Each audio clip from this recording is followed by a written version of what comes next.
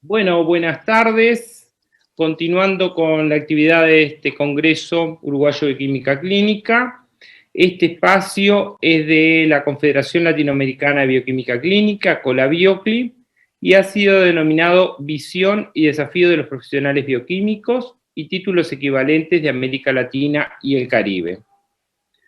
En primer lugar, vamos a tener al presidente de la Confederación Latinoamericana de Bioquímica Clínica, Álvaro Justiniano. Es bioquímico, con maestría en bioquímica clínica, maestría en salud pública y profesor de la Universidad Juan Misael Saracho, desde Bolivia. Continuaremos con el bioquímico Carlos Navarro, desde Argentina, con la exposición de características de la formación profesional y el rol de los profesionales bioquímicos o títulos equivalentes de América Latina y el Caribe. Carlos Navarro es presidente de CUBRA, que es la Confederación Unificada Bioquímica de la República Argentina, expresidente de COLABIOCLI, actual coordinador de la Comisión Académica Gremial y de Gestión de COLABIOCLI. Posteriormente tenemos a Santiago Farestain, también de Argentina, es licenciado en bioquímica, especialista en bioquímica clínica y endocrinología, director del laboratorio de Sanatorio Belgrano, jefe de área de endocrinología en Farestain Instituto de Análisis, profesor invitado de cátedra de bioquímica, Instituto Universitario, y el presidente de IFCC Task Force for Young Scientific. Nos presentará cómo se enfrentan los jóvenes profesionales en la realidad actual. Y a continuación, Juan Pablo Gramático, licenciado en Química, magíster en Ciencias Materiales, magíster en Aspectos Jurídicos y Económicos de las Nuevas Tecnologías y especializado en temas de gestión, planificación estratégica, responsabilidad social y liderazgo. Profesor asociado en la Universidad Nacional de Mar del Plata, y expondrá acerca de la incorporación de los temas de liderazgo, planificación estratégica y calidad en la docencia universitaria de carreras de bioquímica y títulos equivalentes. Le doy la palabra a Álvaro Justiniano, presidente de COLABIOCLI. Adelante, Álvaro. Muchas gracias a todos por estar presentes. Muchas gracias. Un saludo, Fernando. Agradecer por la presentación. Saludar al expresidente de la COLABIOCLI, doctor Carlos Navarro, saludar al doctor Santiago Farestain, saludar al doctor Juan Pablo Gramático, quien hoy vamos a compartir estas experiencias, pero fundamentalmente la idea es transmitir el pensamiento, la visión, el rol que desempeña una entidad tan importante en Latinoamérica. Me siento muy complacido de poder compartir esta presentación. Yo voy a iniciar la misma haciendo notar de que dentro de lo que establece el Estatuto Orgánico de la Confederación Latinoamericana de Bioquímica Clínica, en su artículo 1 resume un poco lo que viene a expresar el rol fundamental que juega esta entidad latinoamericana.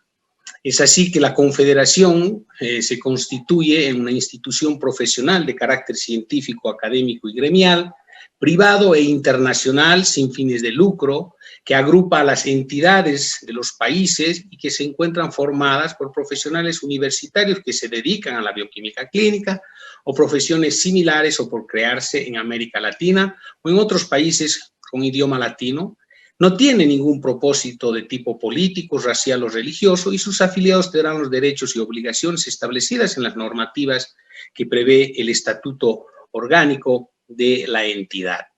Es así que la entidad dentro de sus objetivos, tiene muchos objetivos, pero fundamentalmente están establecidos en reconocer y constituir en cada país latinoamericano una entidad que sea la que represente y procurando su afiliación al ente confederado, además de promover una conciencia gremial y un espíritu de solidaridad, camaradería y lealtad entre los profesionales bioquímicos clínicos y profesiones similares. También prevé establecer y fomentar vínculos con asociaciones de cualquier grado, ámbito y rama del saber de la bioquímica. También colabora con las autoridades públicas, con las asociaciones de profesionales, con con los entes asistenciales, sanitarios, profesionales universitarios, promueve la realización de actividades de carácter científico, técnico, docente, profesional, legal y gremial. Sugiere también a las autoridades universitarias correspondientes en cada país afiliado programas básicos en la formación profesional.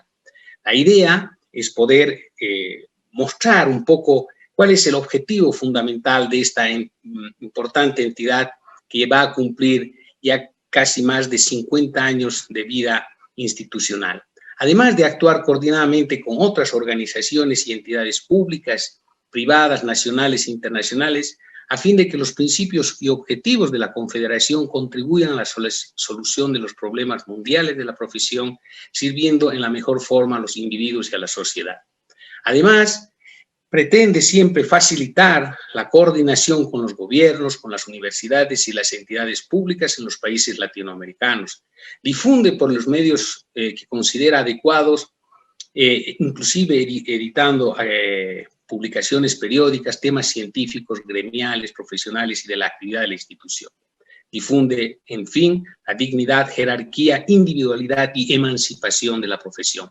Estos son algunos de los objetivos que nuestra entidad persigue y que han sido pues trabajados durante mucho tiempo por nuestros predecesores que han sabido llevar adelante estos objetivos fundamentales de nuestra entidad. Por lo tanto, en este nuevo espacio que ha tenido, y en este caso la oportunidad que me honró poder dirigir la Confederación, nos planteamos la alternativa de generar una visión. ¿Cuál debería ser la visión? ¿Cuál sería el plano que debería plantearse una entidad como la nuestra? Y es así que se planteó de que la Confederación sería una organización promotora de la mejora continua de la calidad, el desarrollo integral del laboratorio clínico, con un fuerte liderazgo, marcando temas de agenda con la participación activa de las entidades nacionales integrantes. Esta vendría a ser la visión de ese plan estratégico que nosotros nos planteamos como un desafío para poder avanzar dentro de las actividades que va a desarrollar nuestra entidad. Es así que este plan estratégico se fundamenta específicamente en 9 pilares. El primer pilar fundamental es el fortalecimiento de la imagen institucional. Este fortalecimiento será a través de varias actividades que han sido planteadas, entre ellas fundamentalmente contar con la posibilidad de tener los medios de difusión adecuado, incorporar el uso de nuevas tecnologías, potenciar la comunicación a través de reuniones y fortalecer la presencia de Colabiocli en las actividades científicas. En el segundo pilar, que está referido al fortalecimiento de las asociaciones miembros de Colabiocli, pensamos que como actividad fundamental está apoyar el fortalecimiento de las relaciones entre entidades nacionales y las respectivas representaciones de OPS, OMS, apoyar el fortalecimiento de las relaciones entre las entidades nacionales, facilitar mecanismos para compartir experiencias de colaboración con los países miembros.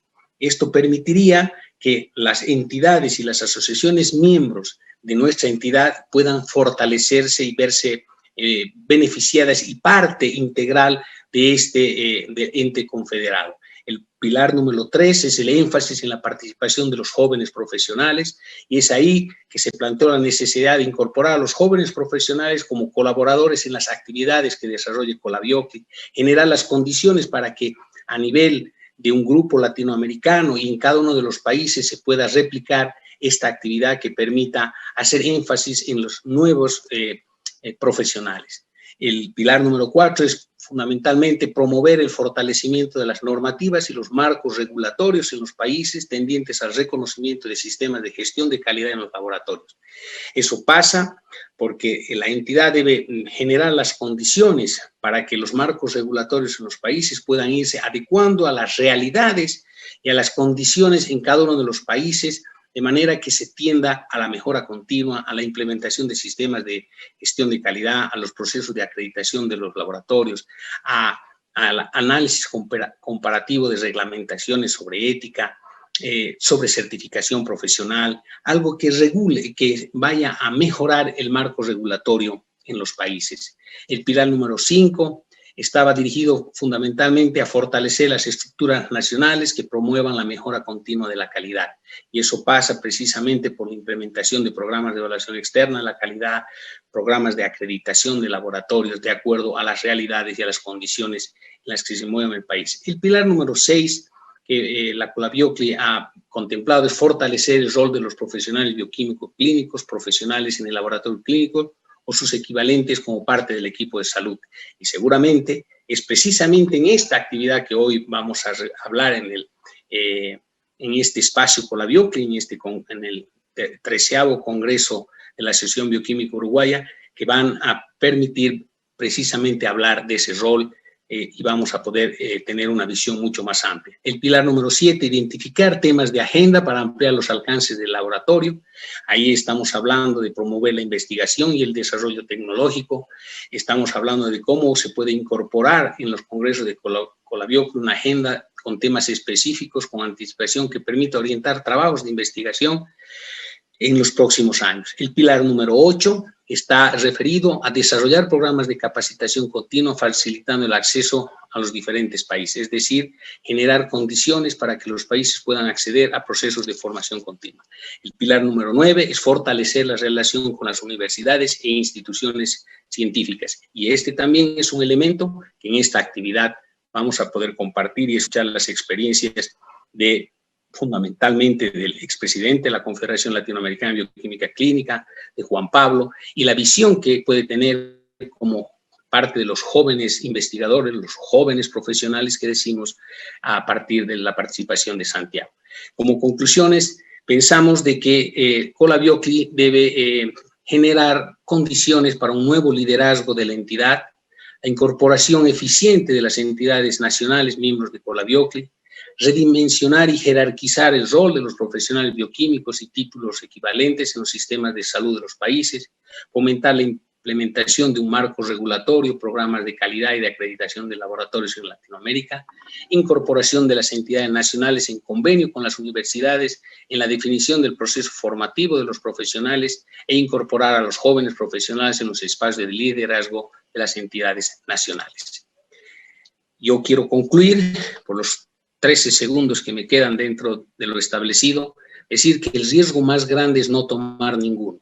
En un mundo en que está cambiando tan rápido, la única estrategia que está garantizada a fracasar es no tomar riesgos. Nosotros tomamos un riesgo y queremos ser parte de lo que puede ser un nuevo, no una nueva visión, sino un nuevo espacio de generación de ámbitos de discusión entre los países de Latinoamérica que tiendan fundamentalmente a fortalecer el rol de los profesionales bioquímicos y títulos equivalentes dentro de lo que es el ámbito de la salud en nuestros países. Muchas gracias. Bien. Bueno, decía que muchas gracias al comité organizador, gracias a la Asociación Bioquímica de Uruguay. Estamos de nuevo saliéndonos de la pantalla. ¿Ahí se ve bien? ¿Y se escucha? No está te escuchamos, pero no está compartida tu pantalla. Bueno, vamos de nuevo. Perdón por la...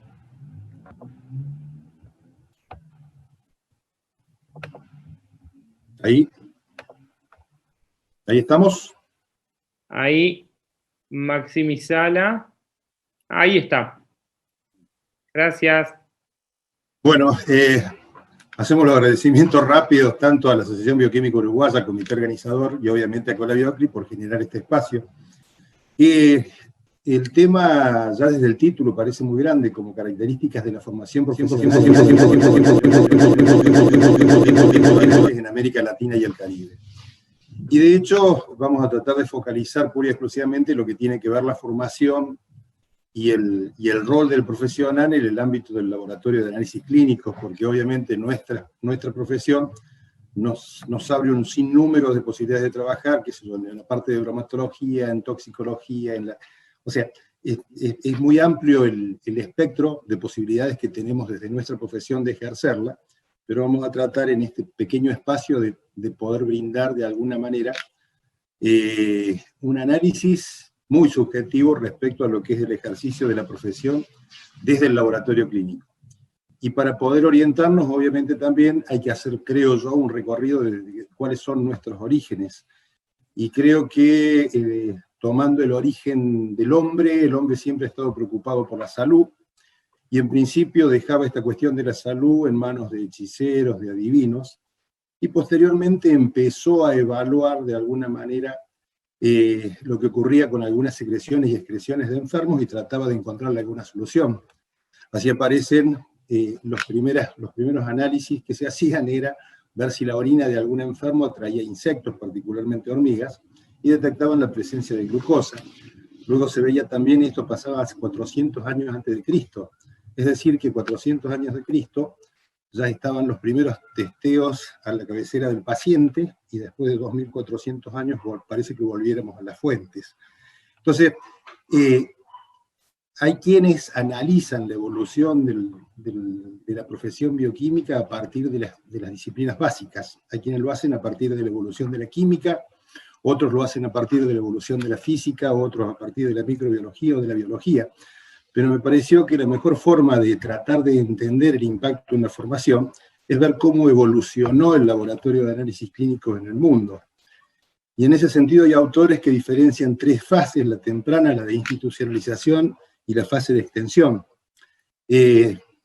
Apenas para conocerlas, pero en definitiva es importante saber que en Francia, en 1791 aparentemente, se hace el primer laboratorio, a pedido de Antoine Francois, que en definitiva lo que pedía era montar laboratorios en lugares cercanos a los de internación de los pacientes, y hacían análisis químicos a secreciones y excreciones de estos pacientes. Muy cerquita de eso, en 1803, en Halle, Alemania, Johann Riehl hace exactamente lo mismo, y en el 1806 promueve la creación de un departamento de investigación química, en donde pone un químico como director de ese instituto. Casi todas las pruebas que se hacían, por lo escaso de materiales e insumos, obviamente, tenían que ver con pruebas hechas en cabecera de paciente, y en 1827, la primera prueba registrada es la de Brie, que en definitiva, con una cuchara y una vela, detectaba la presencia de proteínas en la orina de los enfermos. Y en 1838 hay un registro que me parece que es muy interesante, porque demuestra también la necesidad de investigar no solo respecto a la relación entre los resultados obtenidos, sino también investigar métodos y técnicas que permitieran utilizar menores volúmenes de materiales, ya que el señor Riis, en 1838, es quien hace la primera determinación de glucosa en sangre y requirió de 360 mililitros de sangre. Es decir, que era muy difícil pensar, por ejemplo, en una curva de tolerancia. En 1804 empieza un gran desarrollo de la química, y particularmente de la química orgánica, y empiezan a expandirse, particularmente se van formando ya laboratorios en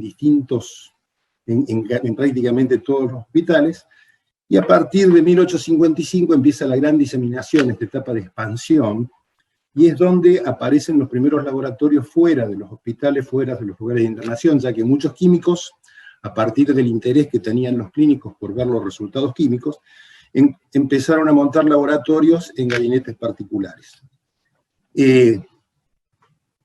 Después de la mitad del siglo XIX empiezan a aparecer los primeros laboratorios en Estados Unidos, y a principios del siglo se publica un artículo en donde se criticaba, de alguna manera, la instalación de laboratorios, y se publica en la revista de la Sociedad de Medicina Americana, en donde decían que eran lujos científicos, que requerían mucho espacio, que eran caros, y que a su vez también se tardaba mucho tiempo en realizar las pruebas. Y ahí Camac, en otro artículo, publica, tratando de defender la postura de que no eran lujosos, que no eran caros, y que con $50 por año se podía mantener un laboratorio. Es decir, que ya desde el inicio teníamos inconvenientes con los financiadores, quienes trabajamos en el área de la salud. La evolución del siglo XX, bueno, ahí casi todo el mundo la conoce, pero en definitiva lo más interesante de esto es saber que llegamos al final del siglo anterior, en las finales de la década del 80, década del 90, es cuando comenzamos con los procesos de automatización, y este proceso de automatización impacta de lleno dentro de lo que es la actividad del laboratorio. Fíjense también, como un modo de ejemplo, en el año 1926, en un hospital, en el Hospital General de Pensilvania, se hacían estas 12 pruebas. Para hacer estas 12 pruebas hacían falta 3 bioquímicos o profesionales del laboratorio con un título equivalente al bioquímico, más personal técnico. Y a mí se me ocurrió hacer una comparación con lo que ocurre este año, y yo he tomado a los argentinos, esto es población PAMI de Córdoba, es un sector de la seguridad social que tiene convenio a través de nuestra Federación de Bioquímicos en la provincia, y se me ocurrió ver qué había ocurrido en los últimos 10 años, desde el 2009 al 2019. Y la población que teníamos en el 2009 era de 347.201, creció un 18,52% en esos 10 años.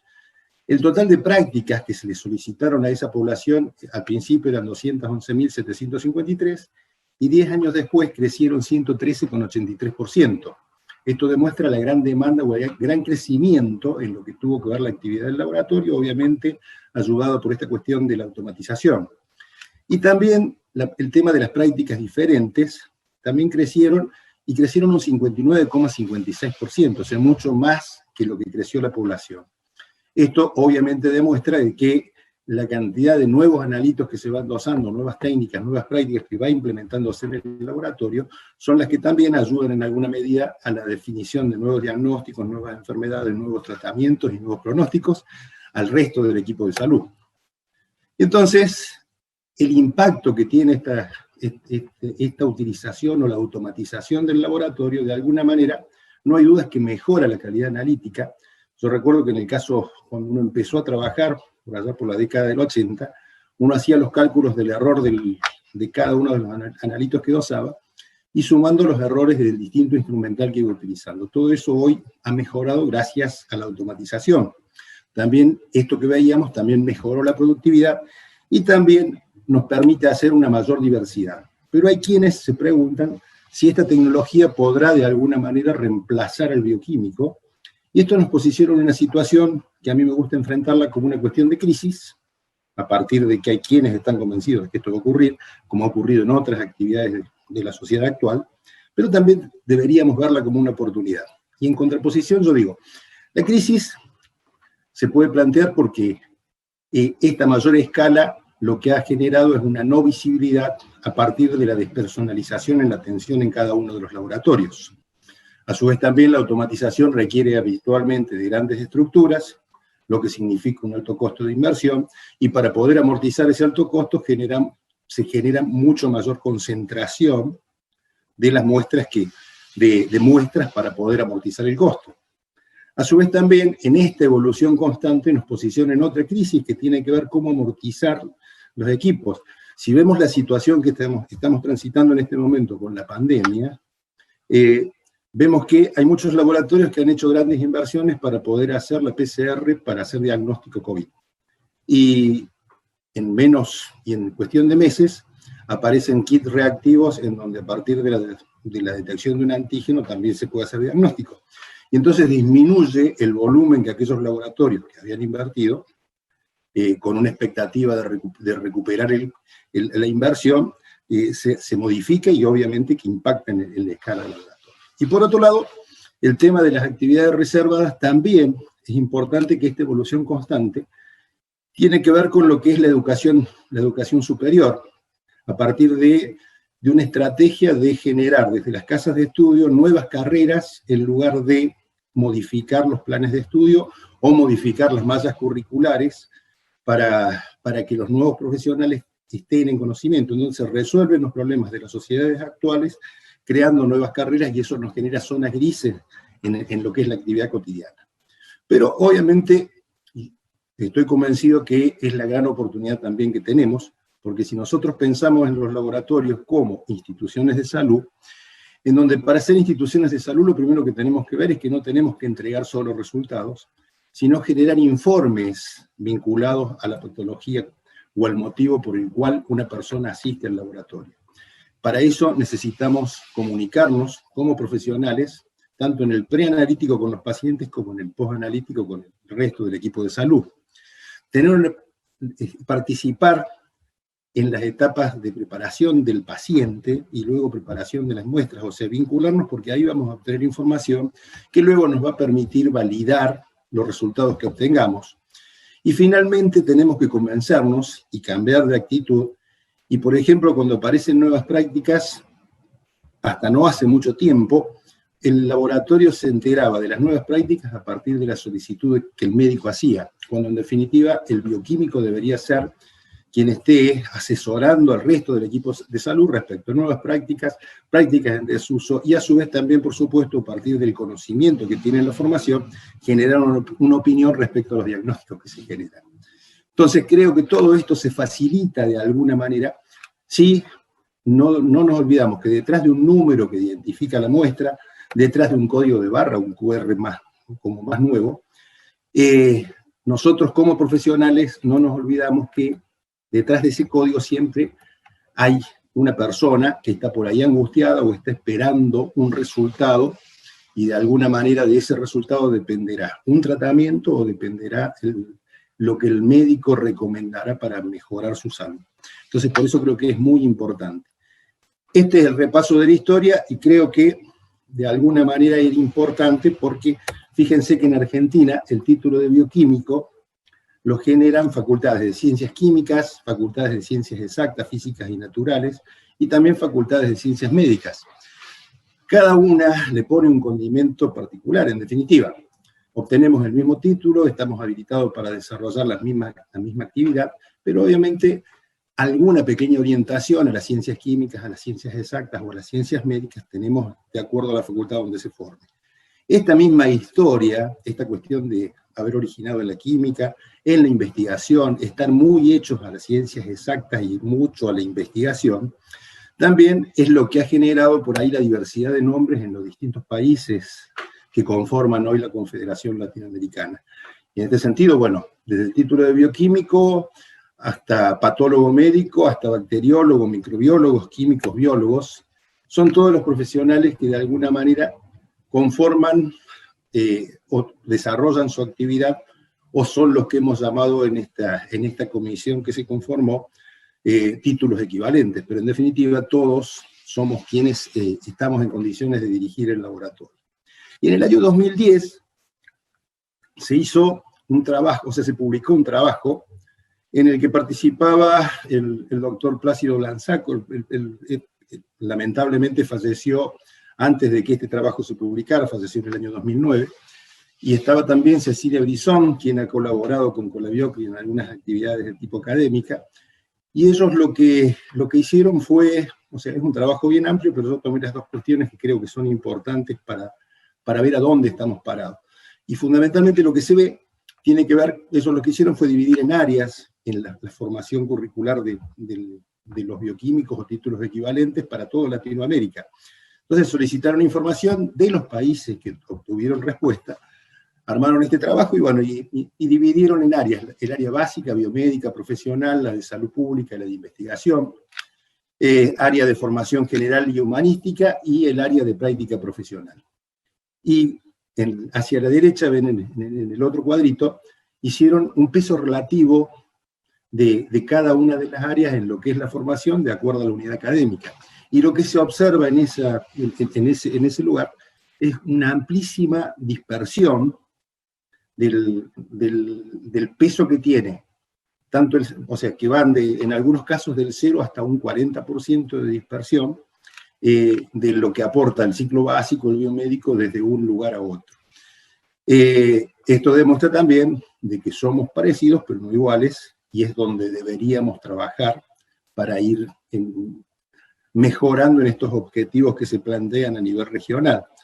Y nosotros, por allá por el 2013, desconociendo este trabajo, y con un sentido netamente gremial, honestamente no tenía un sentido de avanzar hacia esta comisión que hoy se ha creado, pero en definitiva digo que tenía un sentido gremial porque se nos ocurrió, estando en el ejecutivo de Colabiocli, se nos ocurrió que si lográbamos que todas las unidades académicas que formaban bioquímicos o títulos equivalentes, de alguna manera consensuábamos las mallas curriculares mínimas para poder dirigir un laboratorio, y eso se plasmaba en un documento, nos serviría de alguna manera para defender aquellas zonas grises de ciertas profesiones que se iban creando. En el caso de Argentina aparecieron muchas titulaciones intermedias que sin la formación total eran autorizadas para desarrollar o dirigir laboratorios en el ámbito de la salud pública.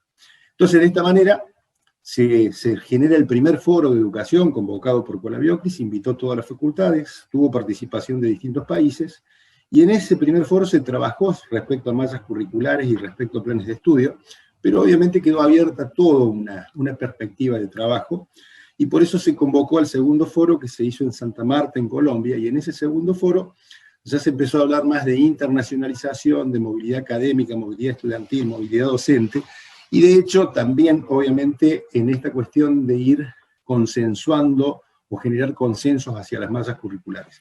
Y fue así que se generó un documento que fue el impulsor del tercer foro que se hizo en Caracas, Venezuela, y en ese foro es cuando se constituye la red de unidades académicas formadoras de bioquímicos o títulos equivalentes de América Latina y el Caribe, en donde obviamente o sea, nosotros lo vemos como que necesariamente es el interlocutor de todo lo que pasa en la parte académica para con nuestra institución Colabiocli.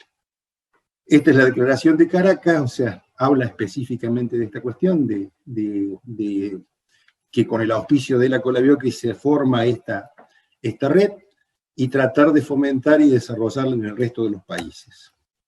Los firmantes, y esto estuvo cerrado y estuvo en un paréntesis hasta el año 2018, oportunidad que en la provincia de Córdoba, en la ciudad de Córdoba particularmente, se desarrolla la tercera conferencia regional de educación superior. Esta tercera conferencia, digamos que al hacerse en la ciudad de Córdoba y ser unos lugares en donde yo semanalmente resido 3 días, el ejecutivo de Colabiocli, que en ese momento estaba en Uruguay, me solicitó representarlos, lo que hice con mucho gusto, y compartimos esta participación con una colega brillante y amiga de Venezuela, que es Aniska Franklin, que con él es docente, profesora, y realmente es una máquina de trabajar, y ha colaborado permanentemente con Colabiocli también. Y desde el ejecutivo de Colabiocli ofrecen o proponen la creación de la Comisión Académico Gremial y de Gestión, y me proponen la coordinación, la que obviamente acepté con mucho gusto. Y estamos convencidos de que esta comisión es el espacio de encuentro entre el sector académico a través de la red, y obviamente del sector profesional, o sea, todo lo que tenga que ver con la opinión profesional, para luego trabajar en todo el aspecto vinculado a la educación. Desde esta comisión lo que se hizo fue invitar a todos los países, y fíjense que no todos respondieron para que enviaran un representante. Hoy la integran colegas de Venezuela, de Dominicana, de Bolivia, de Panamá, España, Uruguay, México y Guatemala. Esperamos que obviamente se siga sumando gente, porque siempre es importante trabajar. El primer trabajo que hicimos fue tomar una consulta que se generó en el ente coordinador de unidades académicas formadoras de bioquímicos, de farmacéuticos y bioquímicos de la República Argentina, el ECOAFIP, que esta consulta consistía en tomar dimensiones, la dimensión académica, la dimensión social, la dimensión laboral y política. En definitiva, es a partir de un interrogante ir generando el debate respecto a qué debe ser el perfil profesional, porque en definitiva el perfil profesional debería responder a la demanda que la sociedad actual tiene. Entonces, este fue nuestro primer trabajo, y bueno, hemos hablado ya con el presidente actual, con Álvaro Justiniano, y bueno, esperábamos que pase este congreso para retomar la consulta, ya que a esta consulta hubo muy pocas respuestas, entonces sería importante poder enriquecerla y poder consolidarla y poder participar de hecho. ¿Y por qué es importante? Para ir cerrando esto, yo digo que si nosotros queremos fabricar un vaso, lo primero que hacemos es buscar un molde de vaso, y si modificamos el molde del vaso, tendremos un vaso pero con otra forma. Pero para hacer el molde necesitaremos buscar a quien nos asesore respecto al material a utilizar, las medidas necesarias, qué elementos necesitamos, y también tendremos que consultarle a quién lo va a utilizar, qué es lo que necesita o requiere de un vaso. Entonces, creo que el tema del molde es lo que cuando uno habla del perfil profesional.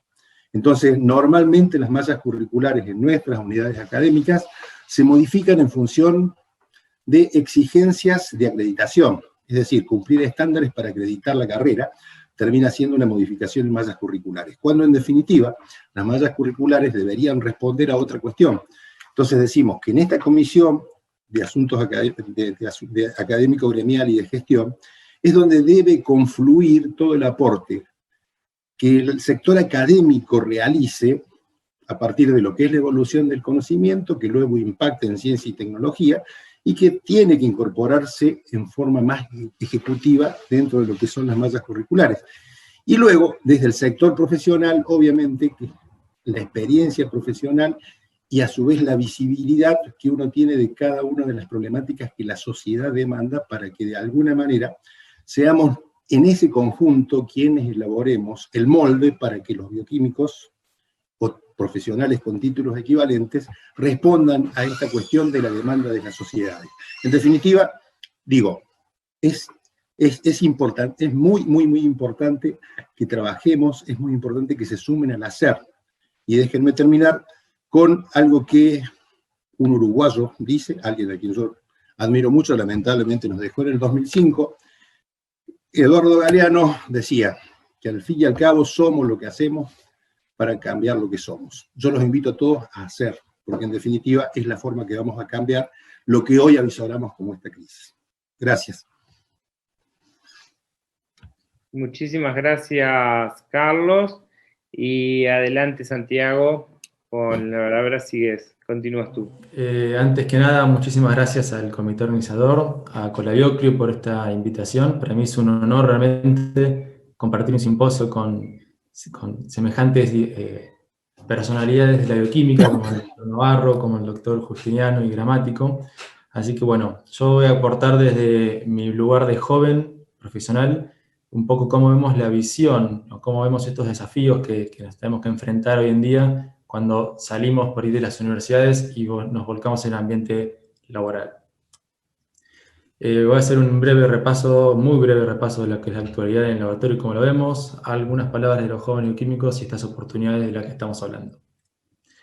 Lo que vemos, los jóvenes cuando empezamos a trabajar en el sistema, vemos que ahí está dividido entre un sistema público y privado. Vemos que hay muchos métodos y biomarcadores nuevos, que esto genera un aumento en los costos de la salud. Sabemos que los presupuestos son limitados y que el sistema de salud es ineficiente, con lo cual nos encontramos con un panorama ya un poco complicado. Asimismo, salimos de la facultad y nos encontramos con un montonazo de nuevas tecnologías, como, para mencionar algunas nada más, podemos hablar de los point of care, de lo que es el NGS y la bioinformática, de la medicina 4P, que son la medicina predictiva, personalizada, preventiva, participativa. Hablamos de vemos nanotecnología, vemos sistemas de soporte en la toma de decisiones, como puede ser Bioquímica 2.0. Vemos que ya se está hablando de la Big Data, de la inteligencia artificial, de Casper-9, las caspasas, en fin. Hay un montón de nuevas tecnologías que realmente presentan un desafío para nosotros porque muchas de estas cuestiones quizás no tienen que ver o no las hayamos aprendido en la facultad previamente, ¿no? Nos encontramos cuando entramos a los laboratorios, en muchos lugares hay laboratorios centralizados con una automatización prácticamente total, con lo cual ocurre un desplazamiento de los puestos laborales. Esto ocurrió en España, en Madrid, puntualmente tuvimos la suerte de conocer el Hospital de La Paz, donde nos comentaron cómo había habido, a partir de la crisis que ocurrió en España, una centralización de los laboratorios, y con eso hubo un desplazamiento de un montón de puestos de trabajo de bioquímicos, o incluso bioquímicos residentes que estaban a punto de comenzar a trabajar, tuvieron muchas dificultades para conseguir puestos de trabajo.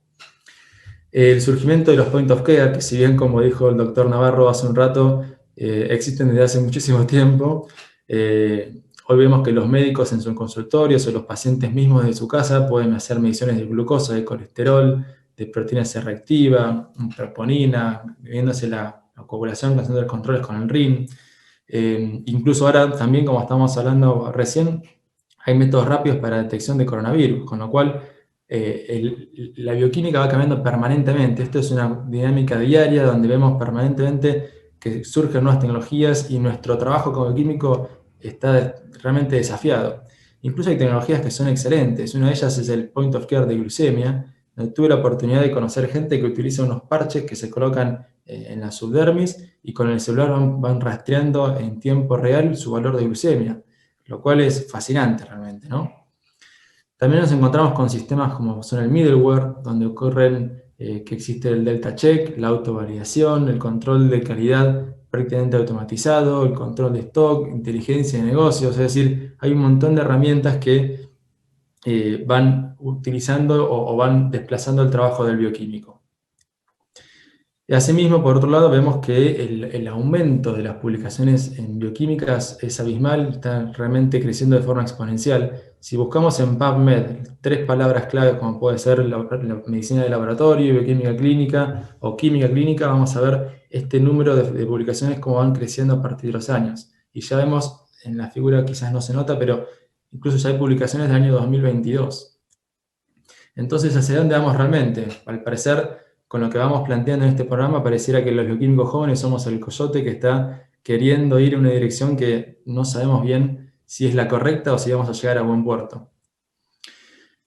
Por suerte, ahora sí vamos a hablar un poco optimista, llegamos los millennials. Llegamos porque yo estoy dentro de este rango de edad, estoy entre ese 1981 y 1996, y los millennials nacieron en la era de la informática, tienen un buen manejo de las tecnologías digitales y de las redes sociales, y fundamentalmente están abiertos al cambio, estamos abiertos al cambio.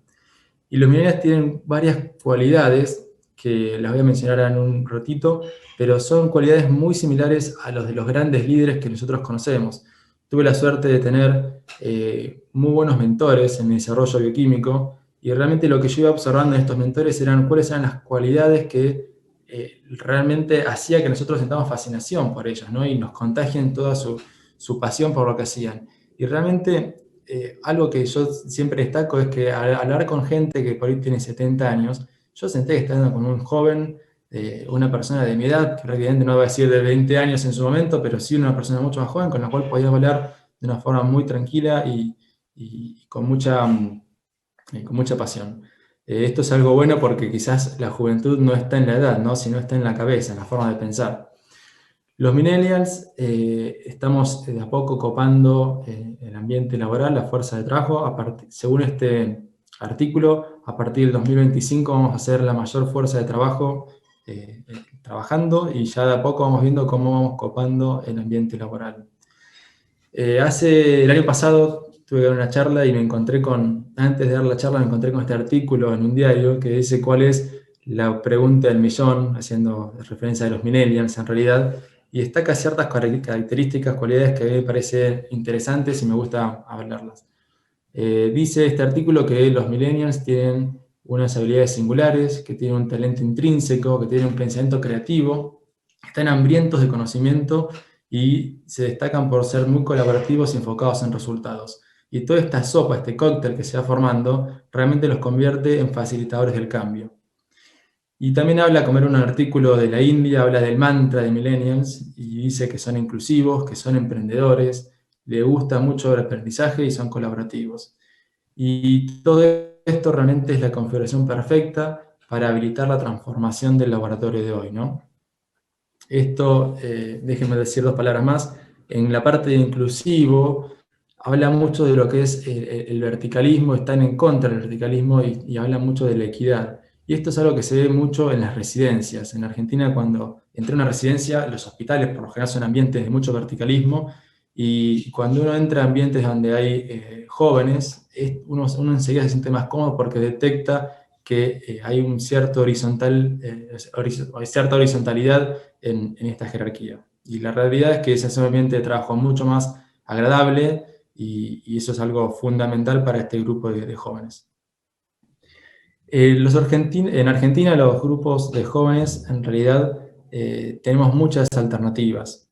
Yo voy a hablar de la residencia puntualmente, la voy a mencionar en realidad, ya que es el camino que yo seguí. Una vez que salimos de la facultad, por lo general elegimos si vamos a dedicarnos a la clínica, decidimos si hacer la residencia o hacer un doctorado y dedicarnos a la clínica más orientada a la investigación.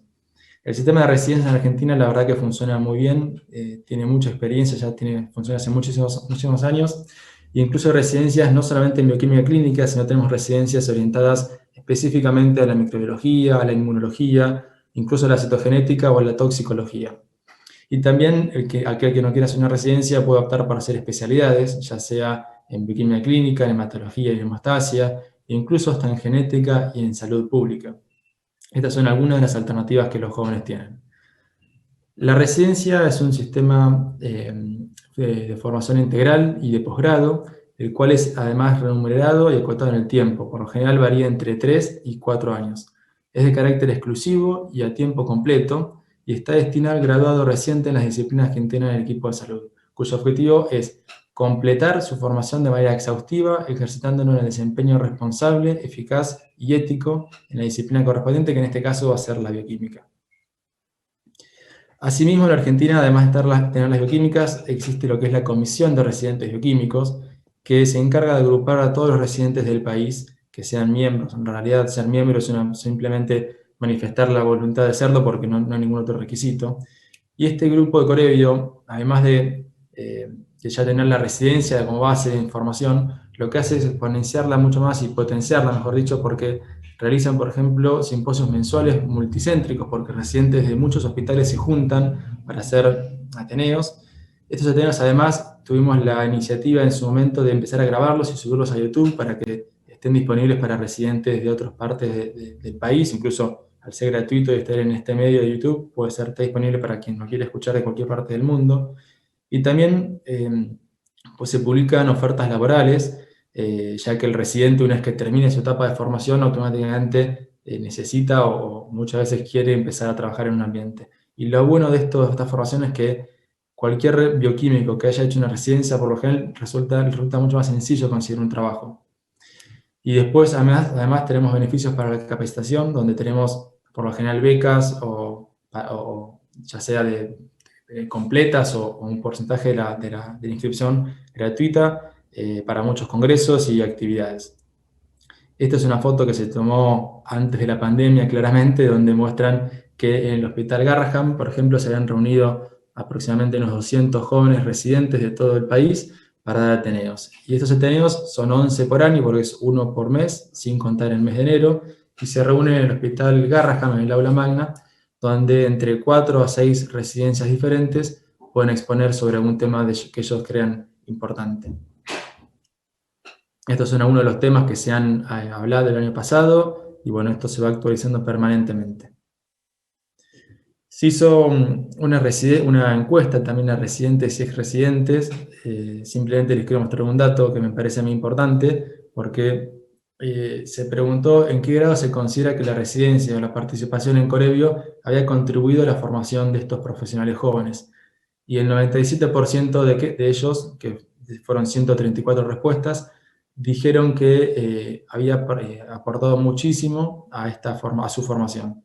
Y en cuanto a Corevio, el 55% dijo que había aportado mucho Corevio a la formación profesional de estas mismas personas.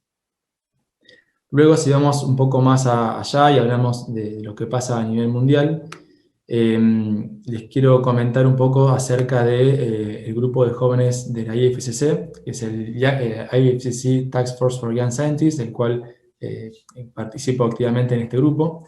También existen otros grupos como el grupo de la ACC o un grupo de IFLM, que es el grupo europeo.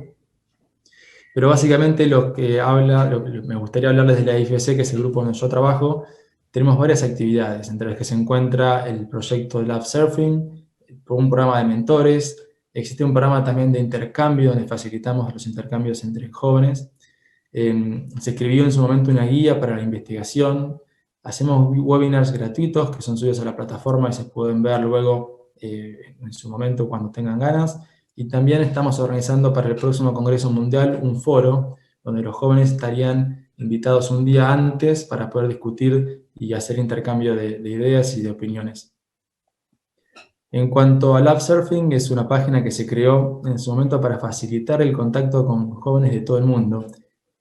Cuando hacía la residencia y estaba en el grupo de Corevio, nos contactamos con gente de un grupo de jóvenes de Francia, con el cual hablábamos mucho y tratábamos de hacer intercambios entre jóvenes de Francia y Argentina, ¿no? Para poder darnos una mano entre nosotros y poder viajar hasta Francia o que ellos vengan a Argentina y poder darles ciertas facilidades, ya sea en alojamiento, mostrarles la ciudad o incluso conseguirles un hospital donde puedan hacer una residencia.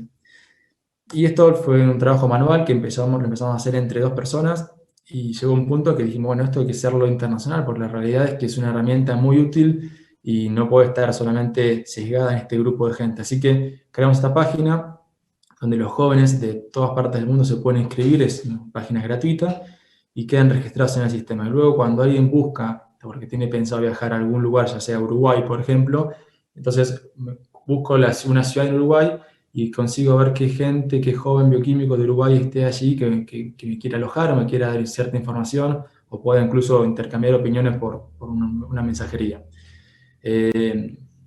Esto comenzó hace ya 4 años, y fue creciendo. Hoy en día hay alrededor de 1000 jóvenes de todo el mundo, y se pueden buscar en el mapa, o por país, y uno, una vez que los se ubica, puede ingresar a los perfiles de cada uno para buscar más información, o incluso contactarlos para comunicarse.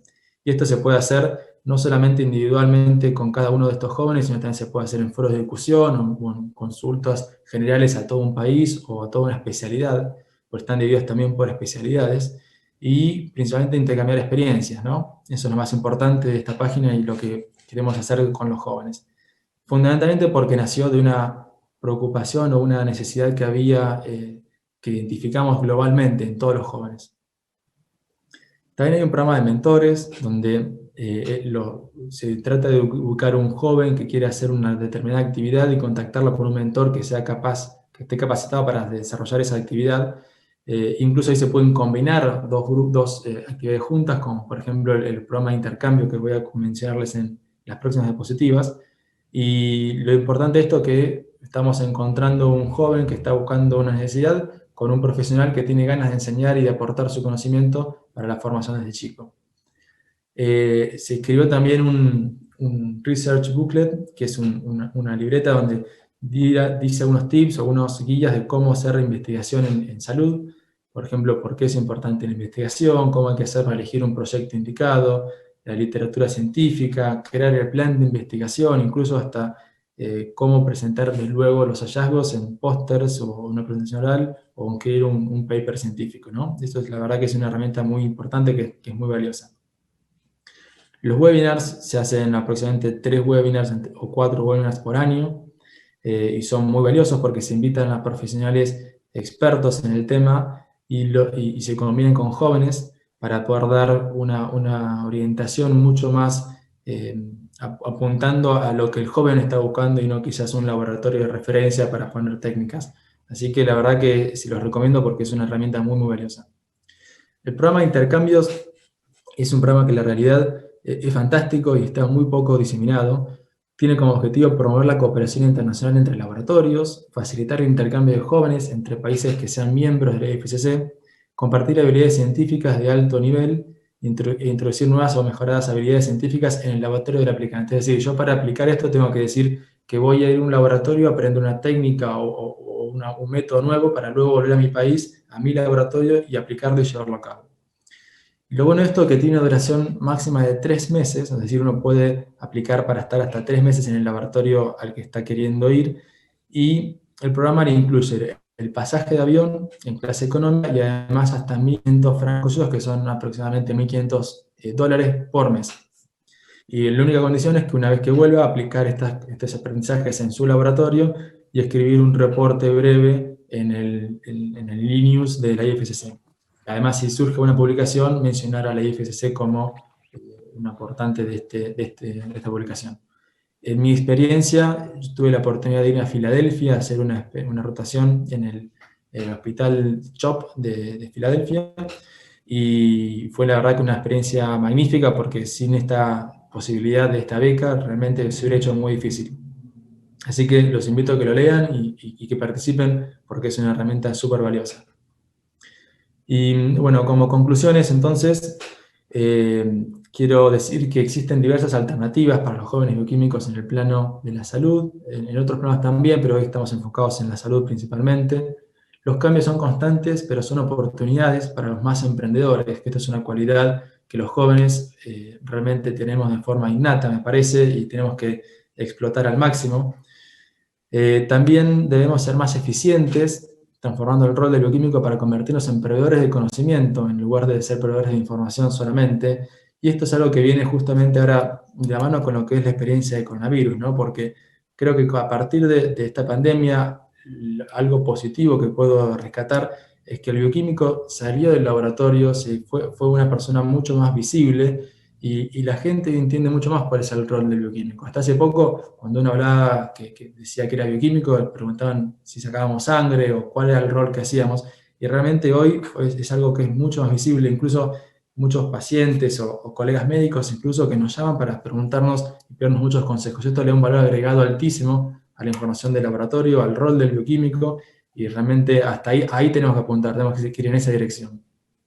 Y finalmente, los líderes del mañana deben aprender a adaptar y reinventar el laboratorio para incorporar constantemente tecnologías disruptivas.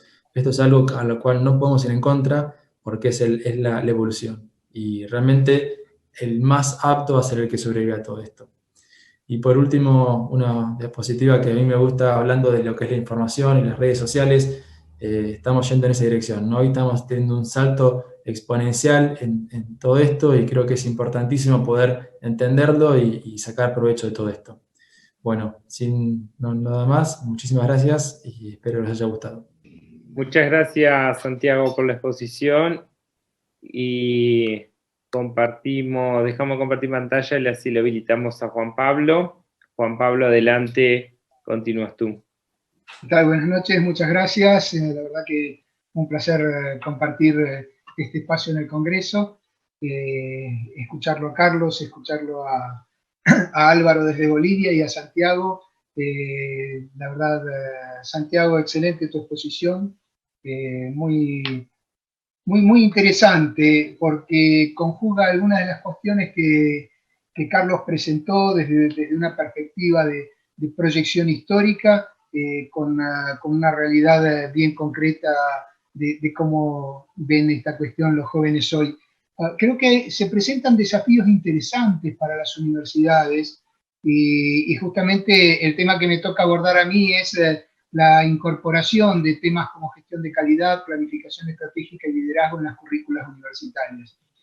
Y claro, es todo un desafío, porque las universidades, como bien comentó Carlos, haciendo una referencia de la evolución en la especialización de bioquímico, y muy bien señalaste, Santiago, desde la perspectiva de las nuevas tecnologías, de la actualización constante, de la formación que también tiene que ser permanente, de esa predisposición a los nuevos aprendizajes, se encuentran a veces encorsetadas en una currícula que trata de dar un conocimiento básico, de abrir las puertas y las ventanas para poder adquirir mayor información, pero claramente, y bien eso lo señaló Carlos, existe un problema y se crean nuevas carreras, porque las carreras tradicionales ya es como que tienen saturado su espacio curricular. Ahora bien, el desafío es con qué llenamos o cómo revisamos esos espacios curriculares. Y ahí se nos plantea un desafío filosófico. Y creo que es interesante verlo de esa manera. La proactividad en la educación tiene que estar signada por esos desafíos filosóficos, el desafío filosófico de estar preparado para seguir aprendiendo. Entonces, la currícula tiene que estar pensada claramente en algunos campos o áreas que son específicas e identificatorias de la carrera, pero tiene que permitir esa preparación del profesional, como bien decía Santiago, de un profesional motivado, comprometido, apasionado por seguir aprendiendo, y sobre todo muy preparado desde la perspectiva de manejar la comunicación en todos sus aspectos. Colabiocli ha trabajado en conjunto con la Organización Panamericana de la Salud desde el año 2004 fuertemente en desarrollar propuestas educativas que permitan fortalecer la gestión de calidad en los laboratorios de todos los países, y también trabajar con las universidades. Hay algunos datos interesantes Yo voy a dar simplemente la relación que existe en Argentina. En otros países también existen relaciones similares, en más y en menos, y en los que no se pueden hacer estas comparaciones es porque quizás no han desarrollado todavía un programa de acreditación de calidad en laboratorios. Pero Argentina, a través del Organismo Argentino de Acreditación, que tiene una docena aproximadamente de laboratorios acreditados, y la Fundación Bioquímica Argentina, que tiene unos 1.100 laboratorios acreditados, marca históricamente. La Fundación Bioquímica Argentina y el Organismo Argentino de Acreditación están acreditando laboratorios desde el año... El Organismo Argentino de Acreditación empezó un poco más tarde, pero la Fundación Bioquímica Argentina desde el año 95 está acreditando laboratorios, y esos laboratorios que empezaron a implementar sus sistemas de calidad no vieron reflejada ese avance en esta línea de trabajo por las instituciones de salud. Al día de hoy en Argentina tenemos unos 1.000 laboratorios acreditados aproximadamente en calidad y no más de 50 instituciones de salud. Estoy hablando de instituciones de internación, clínicas, hospitales o sanatorios acreditados en calidad. Y eso marca algo, marca que existe una posibilidad y un protagonismo de profesionales que están preparados en un área como es el sistema de gestión de la calidad, y que hay otros profesionales que están empezando a trabajar en el tema. Y eso ha dado una experiencia interesante en la Argentina, y que en muchas instituciones que están trabajando, instituciones de salud, equipos de salud completos que están trabajando en sistema de calidad, es el bioquímico quien lidera. Ahora bien, cuando vamos aguas atrás a ver cuántas universidades han implementado el tema de la gestión de calidad en sus currículas, vemos que todavía son muy pocas. Entonces, es interesante esto, es interesante ver que la gestión de la calidad está íntimamente relacionada con tres grandes áreas. La principal es la comunicación abierta y transversal con todo el equipo de salud, pero también se basa en dos cuestiones muy importantes. Una es el liderazgo y otra es la planificación estratégica. Los laboratorios, por más exitosos que pretendan ser, si no planifican estratégicamente, es muy difícil llegar a romper esa estructura quizás tradicional que en muchos laboratorios vemos, que es la cuestión de una entidad que ofrece servicios o una empresa que ofrece servicios a demanda, ¿no? Es decir, esperamos la demanda del médico para entregar resultados de análisis o informes de análisis como habíamos visto en alguna de las presentaciones anteriores que comentaron los expositores. Entonces, aquí hay una nueva forma de ver el laboratorio, una forma de ver el laboratorio como un actor más proactivo, como bien señalaban Carlos y Santiago, totalmente integrado en el equipo de salud a través de un trabajo inter y transdisciplinario, y eso también de alguna manera interpela a las universidades. Porque la pregunta hoy es, la facultad que forma profesionales para el laboratorio clínico, ¿cómo se encarga de promover esa apertura a las otras carreras? Y aquí tenemos algunas cuestiones interesantes, y es, desde el año pasado, Colabiocli ha incorporado junto con OPS, con la Organización Panamericana de la Salud, un trabajo muy interesante que es un taller de docentes universitarios, en principio con la perspectiva de avanzar en esta cuestión de implementar en las currículas universitarias, incorporar estos temas de planificación estratégica, de liderazgo y sobre todo de gestión de calidad. Y las cuestiones más interesantes que nos encontramos con los docentes son las propuestas de estrategias que en algunas universidades ya se están realizando y que otros están tratando de incorporar, que es la de, muy bien, hagamos una incorporación en la currícula, pero no solo para la carrera de bioquímica. Si vamos a tratar el tema de calidad, que sean cátedras transversales, que en esa cátedra puedan convivir y puedan compartir no solo los bioquímicos, que van a tener una visión de alguna manera parcial o sesgada de lo que es el equipo de salud, sino que hagamos esas materias o hagamos esas actividades para formar en gestión de calidad, pero desde una perspectiva transversal que incorpore estudiantes de medicina, estudiantes de enfermería, estudiantes de otras especialidades. Y creo que ahí hay un desafío muy interesante para hacer. Yo, si me permiten, trataría de compartirles una diapositiva. tengo preparadas solamente 3 diapositivas como una estrategia para mostrar esto de manera dinámica. Quiero preguntarle si se está compartiendo. Me parece que todavía no. Ustedes me dirán. No, aún no, Juan Pablo. Ahí vamos entonces. Ahora. Sí, bárbaro, gracias. Ahora ven un grafiquito que dice, porque yo ya dejé de tener la imagen de mi transmisión. A ver. Ven un grafiquito que dice el ser y el querer ser. ¿Es así, Sí. Fernando? Muy bien. Bueno, miren, simplemente acompañar con una reflexión sobre qué significa la planificación estratégica, esta cuestión del liderazgo y cómo de alguna manera esto representa un desafío filosófico para que las universidades acompañen este progreso que tienen que hacer los laboratorios.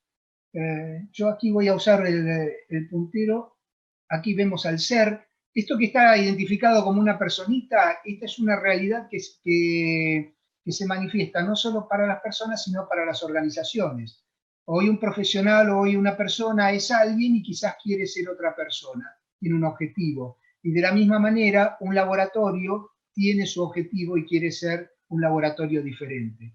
Entonces, ¿cómo pensar esto? En principio, uno dice, bueno, yo voy a tratar de establecer eso que quiero ser y empiezo a trabajar para hacerlo, pero no tengo muchas indicaciones y además hay algo que me ancla, que es lo que llamamos la zona de confort.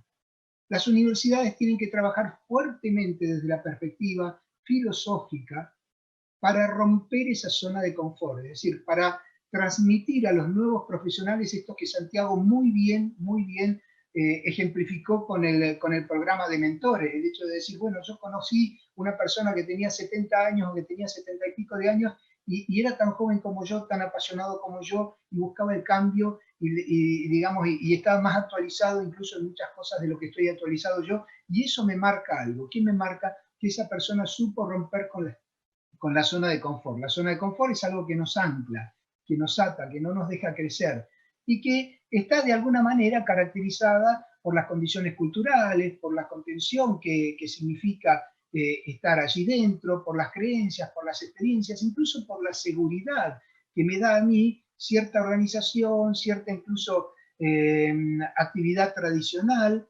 y eso me impide de alguna manera, es como que me anestesia pensar en salir. ¿Por qué? Porque la incertidumbre que aparece fuera de esa zona de confort, en principio me traba para avanzar.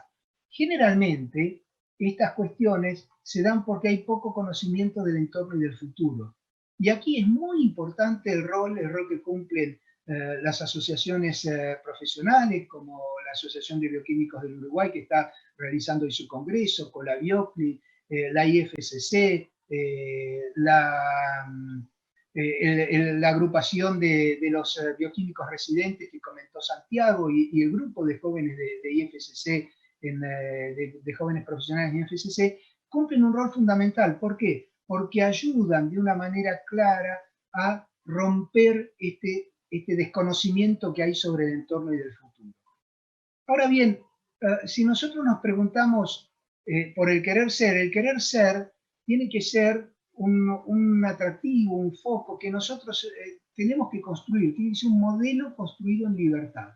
Es fundamental pensarlo en libertad. ¿Por qué pensarlo en libertad? Porque si no, cualquier pensamiento estaría condicionado por aquello que nos ancla. Ahora, para pensar en libertad, hay algo interesante que es la necesidad de un proceso disruptivo. Ese proceso disruptivo tiene el principal objetivo de perderle el miedo a la libertad.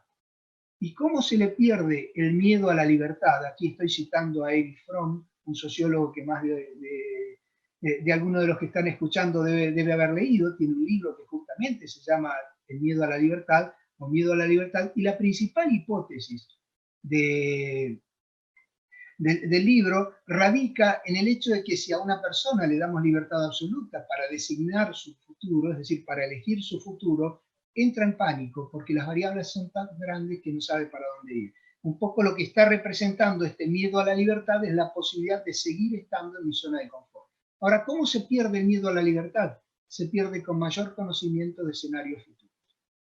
Fíjense que en ese sentido estamos viviendo en una época que realmente es auspiciosa, porque tenemos una gran cantidad de canales de comunicación que hace años no existían, y hoy hay realidades que son muy difíciles de replicar, realidades antiguas que son muy difíciles de replicar. ¿Por qué? Porque antes había un manejo de la información que se podía hacer desde algunos espacios de poder, y hoy realmente, si bien hay espacios de poder que manejan la información, tenemos un acceso a la información que está prácticamente globalizado.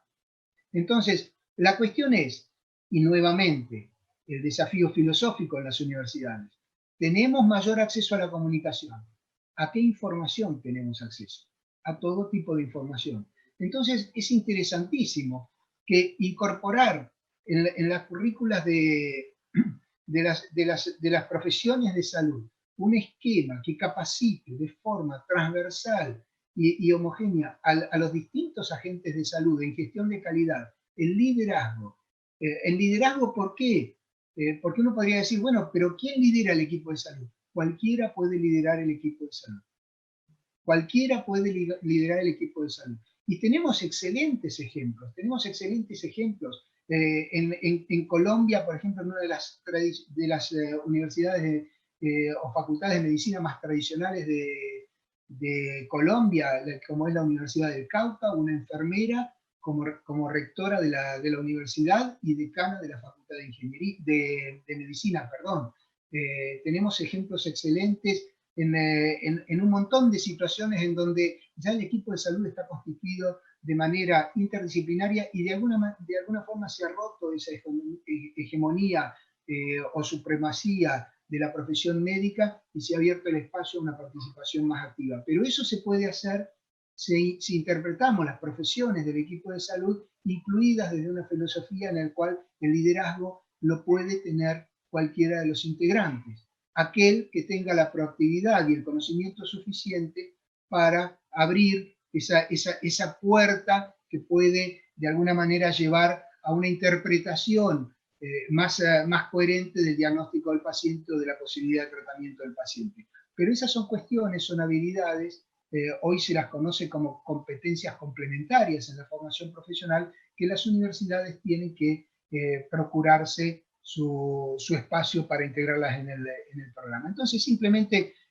para cerrar esto, fíjense que generalmente, y algo Santiago estableció muy bien, los millennials sobre todo son emprendedores y son innovadores, se los reconoce por eso, pero también es cierto que no todos los millennials tienen ese carácter innovador y emprendedor, y sabemos también que hay mucha gente que ya perdió el pelo, como yo, y que todavía seguimos siendo innovadores y emprendedores, como los que estamos compartiendo este espacio. Entonces, ¿qué quiere decir esto? Quiere decir que la cuestión está en interpretar desde una perspectiva filosófica que los espacios están abiertos, como muy bien marcaron tanto Carlos como Santiago, y eso es una cuestión interesantísima a destacar.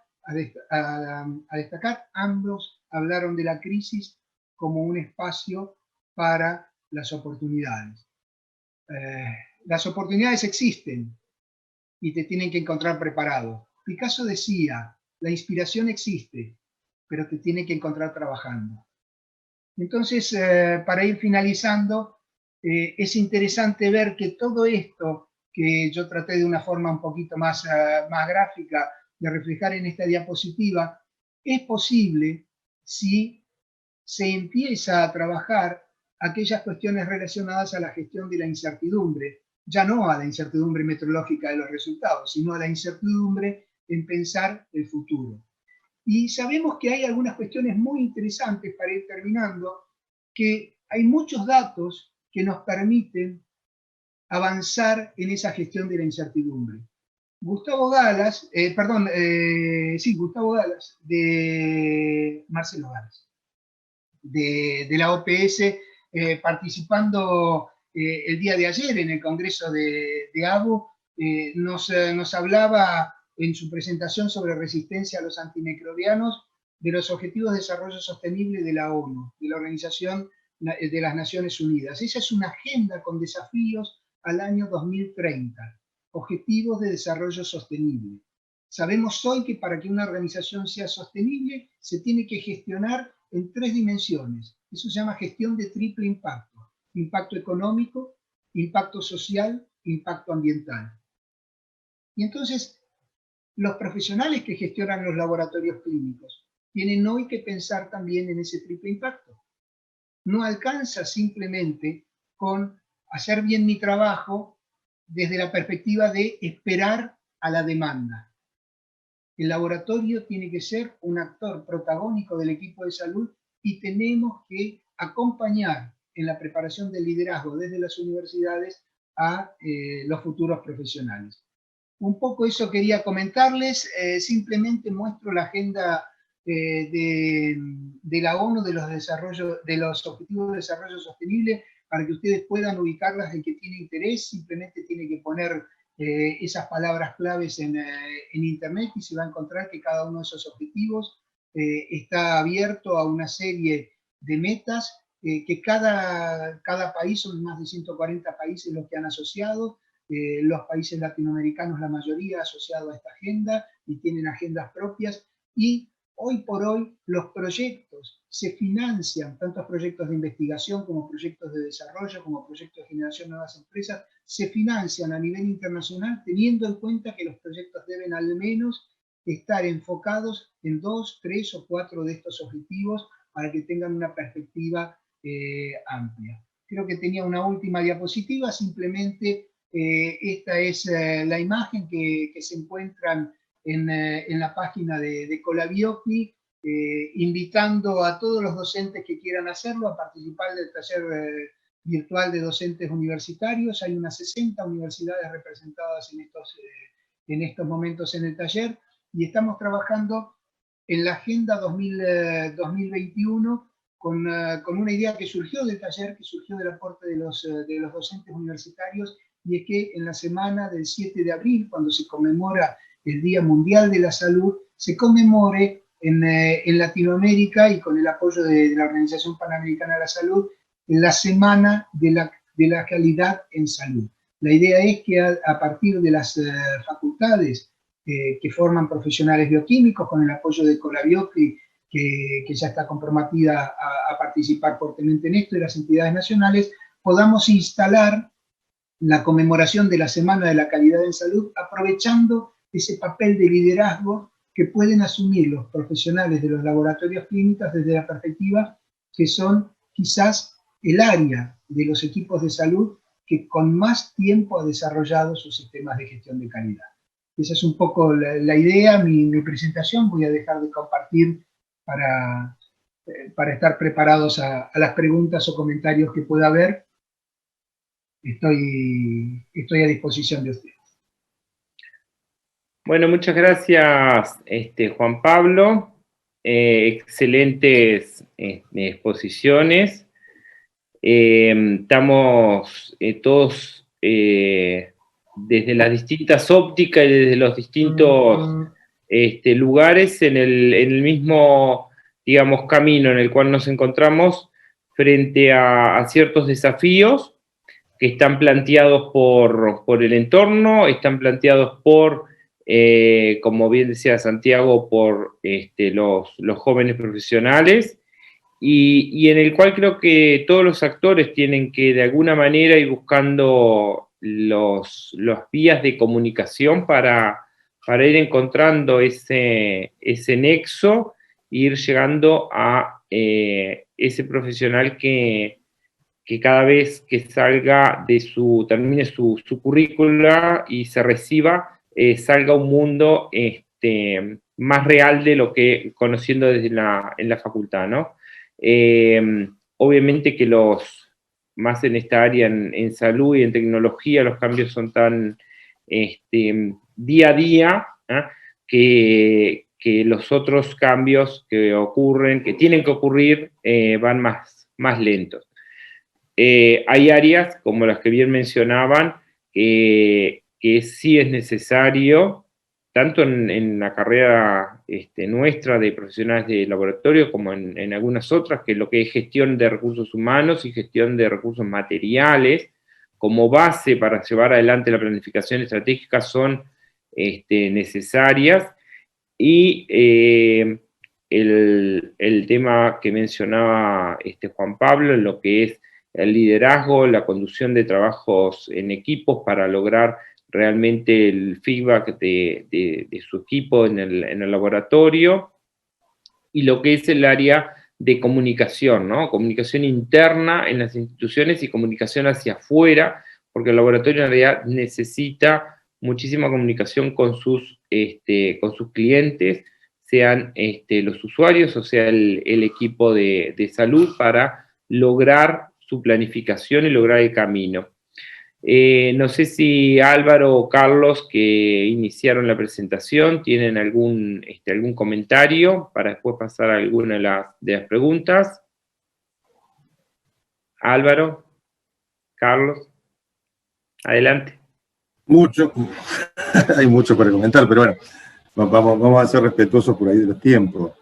O sea, yo creo que una de las cuestiones particulares en cuanto al escenario en el que estamos, no creo que obedezca particularmente a una cuestión de confort, particularmente en lo que es la formación. O sea, este análisis, o sea, el haber participado de la Conferencia Regional de la Educación Superior, en donde todos los decanos de toda Latinoamérica, más docentes invitados, había más de 10.000 personas que trabajaron en 4 ejes temáticos, y en cada uno de los ejes temáticos plantean esta cuestión de cómo impactó la globalización, que tiene un eje netamente mercantilista, por encima de lo que es la internacionalización, que en definitiva respeta las cuestiones regionales y las cuestiones culturales de cada uno de los países. Me cuesta creer que, bueno, todo tenga que ver con la capacidad individual, sino por eso la cuestión colectiva. O sea, cuando nosotros planteamos el nombre de gremial, es porque al menos el gremio significa un conjunto y no esta cuestión profesional que termina siendo una individualidad del profesional que. Y esta cuestión del conocimiento, nosotros lo vemos sí o sí que es el valor agregado, porque esta dinámica que tiene la información, que luego se transforma en parte del conocimiento, de alguna manera es la que genera los cambios que nos van obligando a estas modificaciones en la formación. Y por suerte, si lo queremos ver desde el punto de vista de equipo, o sea, primero el equipo, más allá del liderazgo que cada uno tiene que tener en su área, el equipo tiene cada uno sus funciones. Entonces me parece que si cada uno cumplimos con esas funciones, somos necesarios para que el equipo, o sea, no hay un equipo que tenga 11 arqueros, hablando de fútbol, y un equipo que tenga 11 delanteros. En definitiva, cada uno cumple un rol, y el equipo es lo que sirve y lo que funciona. Entonces lo que nosotros vemos, probablemente no sea un concepto millennial, pero sí creo que el aporte que podemos hacer de todo lo que pase en el laboratorio a ese equipo de salud, lo tiene que hacer el bioquímico.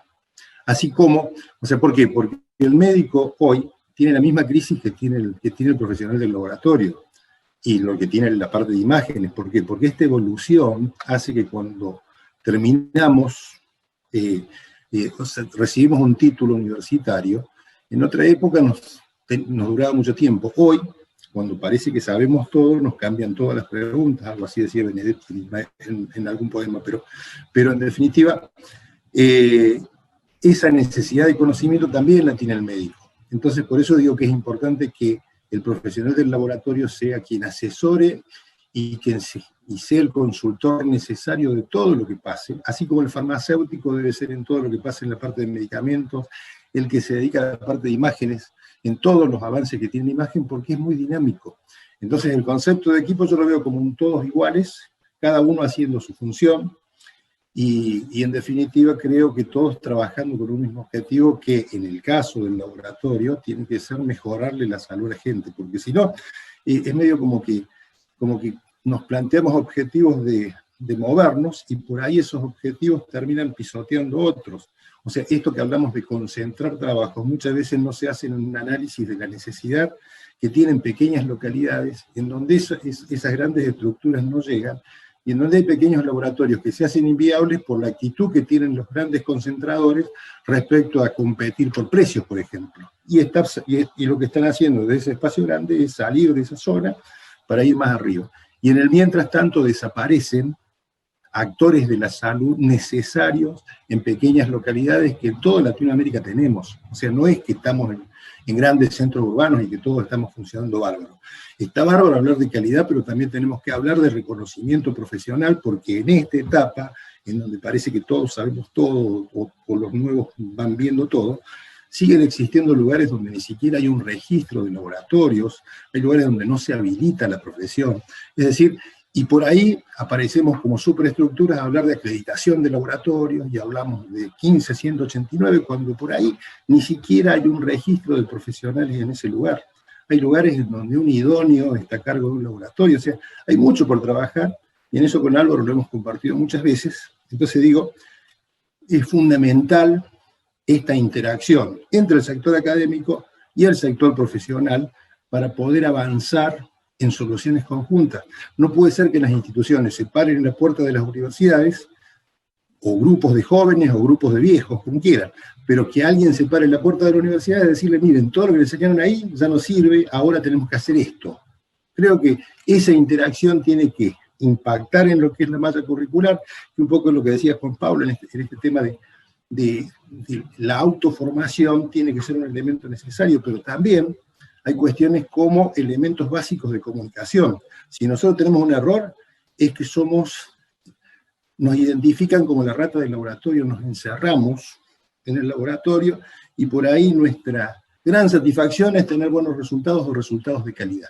Y no vemos de qué utilidad tuvo o no el resultado que entregamos para mejorarle la salud a la gente, y nos estamos perdiendo lo mejor del ejercicio profesional, que es ver que nuestro trabajo sirve. No sé si se entendió el concepto, pero por ahí es. Sí, Bárbaro, gracias, Carlos. No sé si, Álvaro, tú querías aportar. Sí, no, evidentemente, lo cierto es de que ha demostrado una vez más que en las actividades académicas, científicas que se llevan adelante en estos eventos, en este tipo de eventos, fundamentalmente en este caso, el evento que desarrolla ABU, está demostrando de que existe la necesidad de que generemos espacios donde empecemos a hablar de estos temas que hacen a la realidad y que hacen a la necesidad imperiosa de que necesitamos reinventarnos, que necesitamos adecuarnos a las realidades de nuestros países, de nuestras particularidades que se tienen en una Latinoamérica muy diferente, donde existen marcadas diferencias, no solamente en el desarrollo tecnológico, sino también existen marcadas diferencias en cuanto a la formación de los mismos recursos humanos. Esto ha demostrado precisamente a través de lo que ha significado la pandemia, cómo en diferentes países tenían mejores condiciones para enfrentarla que otros países que recurrieron a miles de opciones para tratar de generar las condiciones que permitan generar el equilibrio entre lo que significaba la enfermedad y el contexto de la respuesta del equipo de salud. Evidentemente, esto nos muestra que en este tipo de eventos es necesario que las entidades, que la Confederación y la participación de los profesionales expertos en estos temas deben empezar a discutir estas temáticas, coordinarlas con los entes formadores. Hay que pensar en el rol que tienen que jugar estos profesionales y fundamentalmente dar las condiciones y generar los espacios de discusión de manera conjunta como ahora se lo ha planteado. Yo creo que este ha sido un espacio muy importante y que debe ser aprovechado para generar en el futuro este tipo de espacios, que no solamente estén en la individualidad de la formación académica científica de los eventos, sino que también tenemos que empezar a discutir estos temas, porque finalmente somos quienes tenemos que llegar a los diferentes lugares, no solamente en Latinoamérica, sino en cada uno de nuestros países como tal. Bueno, gracias, Álvaro. Y bueno, para ir finalizando, que estamos justo en hora, los dejamos con la invitación que mencionaba Juan Pablo de agenda para el año que viene, en abril, de empezar a trabajar en cada entidad nacional a través de Colabiocli, en cada facultad, en lo que se ha denominado la Semana de Calidad en Salud. Solo voy a responder una consulta entre las que me hacían aquí con respecto a las residencias en Uruguay si eran pagas, y bueno, que es Gabriel que hace la consulta, indicarle que no son pagas en Uruguay y no hay residencias como tal, como las conocen en algunos otros lados, como por ejemplo en Argentina que mencionaba Santiago. Bueno, estamos bien en hora, no quiero dejar sin, si Santiago o Juan Pablo quieren hacer algún comentario final. Si no, ya vamos... Agradecer mucho la invitación y éxitos en lo que resta del Congreso, que es excelente. Bueno, agradecerles a ustedes por su tiempo, por estar acá presente. Y bueno, con esto vamos cerrando la actividad de hoy y nos reencontramos mañana acá a las 8 AM, hora Uruguay. Gracias, hasta luego.